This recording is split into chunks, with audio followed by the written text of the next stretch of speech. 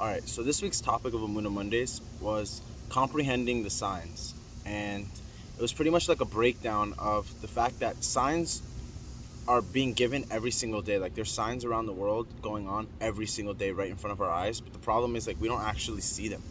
Or like we're not even acknowledging them. So it's not even the fact of acknowledging, like thank God the ones that do acknowledge it, but now it's comprehending it. And the obvious question right off the bat is like why comprehending and not understanding? Like what's the difference?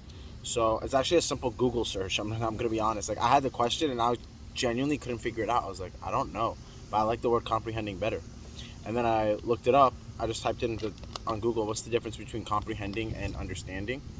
And it actually stated that understanding is more of like an end result at the end of something.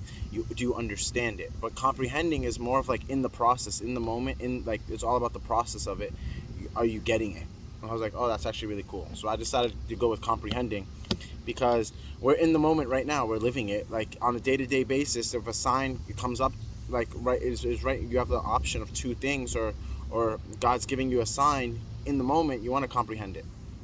So I'm gonna just give two examples that have to do with actual yeshiva that I dealt with.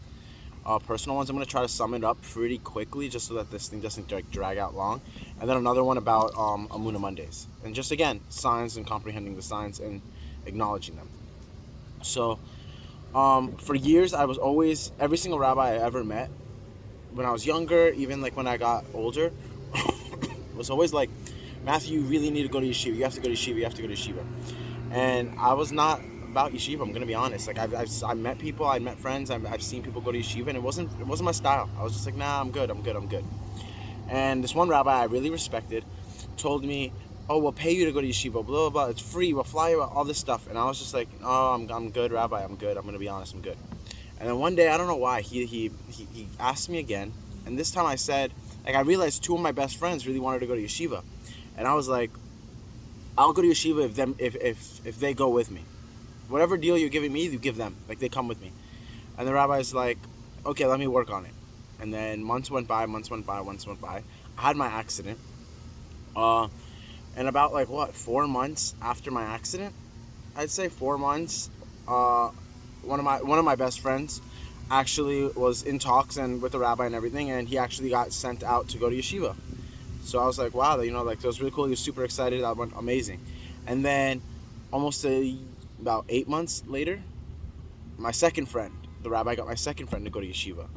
And here I'm thinking like, oh no, like what the heck? Because I'm in the middle of recovery and it's literally I'm not even able to go to yeshiva, but I made this rabbi a deal, and I don't want to be that guy that's like going back on his deal, especially with a rabbi that I highly respect.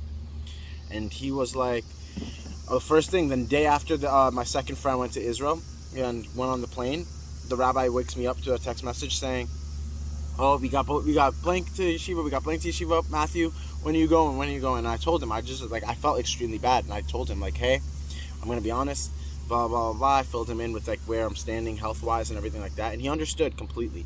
And it just bothered me though. It really bothered me. Like why if I made a deal and I was really ready to go. I didn't care to go, but I made the deal, so I was gonna hold up to it. And it just bothered me. Like why would the timing work out the way it did? That was so unfortunate, I felt. And lo and behold, I just sat there. All I could do was sit at the time, and I just sat there and I was thinking nonstop. I was like, why did this happen? Why did this happen? And I came up to the conclusion that the fact is I never wanted to go to yeshiva. I didn't care to go to yeshiva.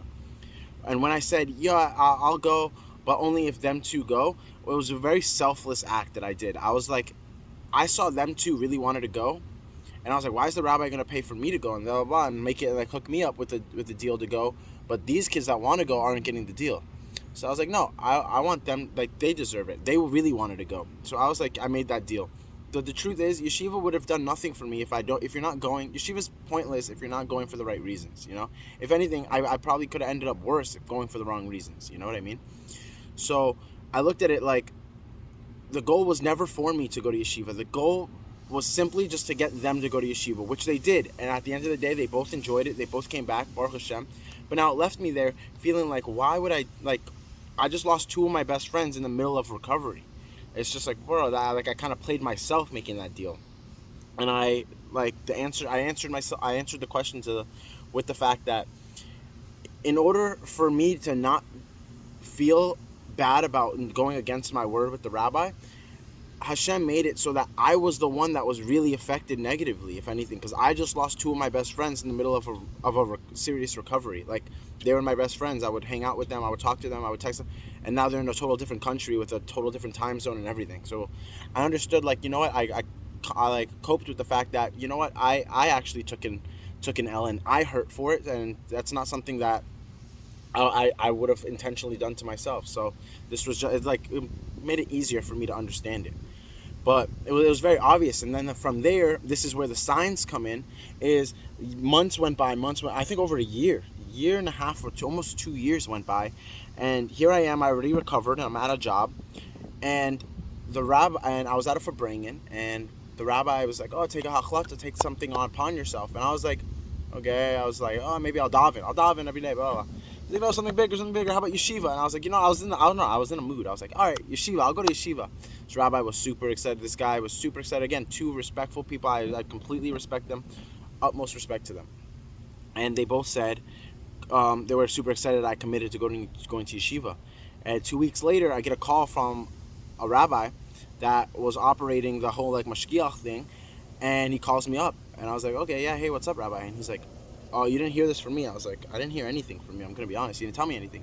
He's like, no, so the person at your old job is actually getting ready to leave, and they're going to need a filler. If you want it, it's yours. And again, mind you, I've been praying for this to get my old job back for an entire year and a half.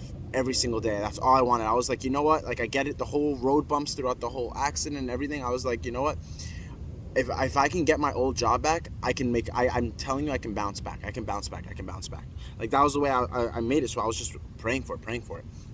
And out of nowhere, this rabbi calls me. But when does he call me? He calls me 2 weeks after I commit to going to Israel, to yeshiva. And I'm just there like, oh man. So I called up one of the two people that I informed that I was going to yeshiva, and told them, like, hey, I told them I really need an unbiased one, please.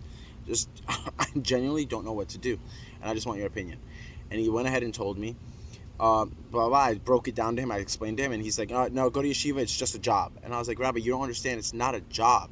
It's not just a job. It's not the job itself. It's the fact that I was praying for a year and a half, and Hashem answered it. And he didn't just answer it. He answered it right as I commit to going to yeshiva. And again, this is the second time I'm committing to go to yeshiva, and Hashem puts these road bumps in front of me.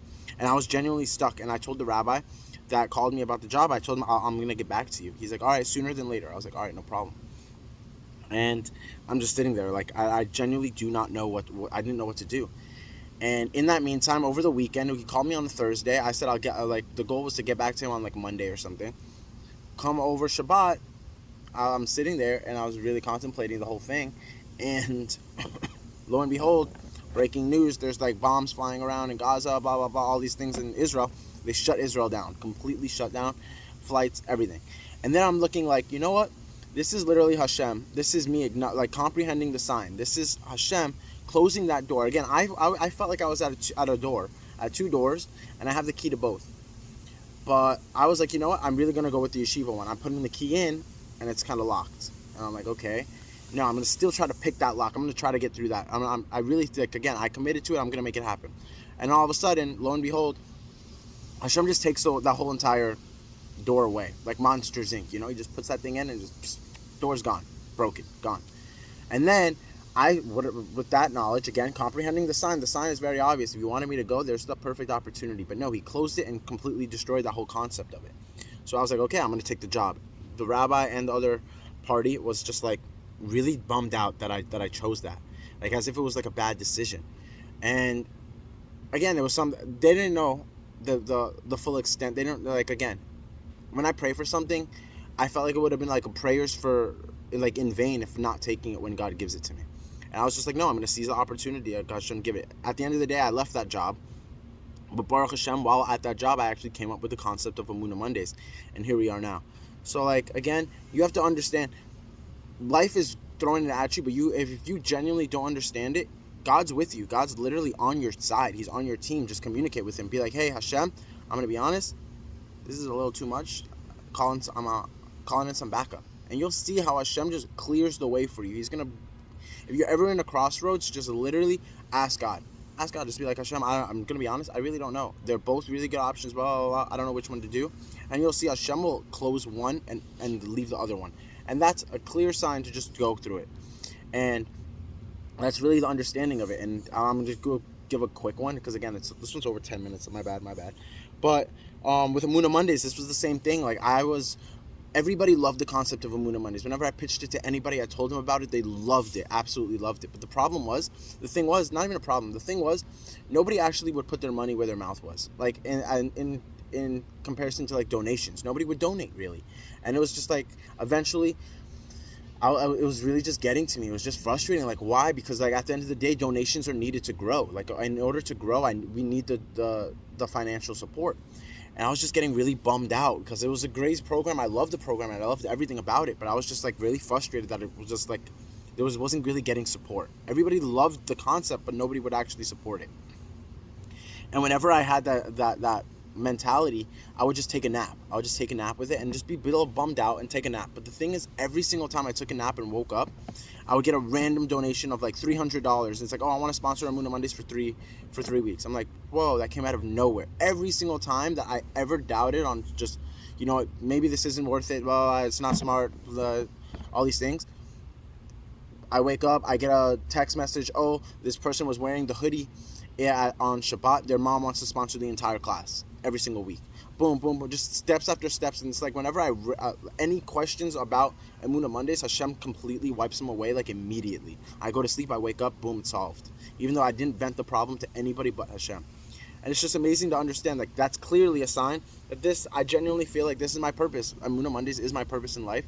And I went through everything I went through to to just enhance the word that I have and speak the way I speak. And yeah, again, this one's going a little too long. I feel bad. I'm sorry, guys, but this one's definitely worth it. I hope you guys stuck it out, and I'll see you guys next week.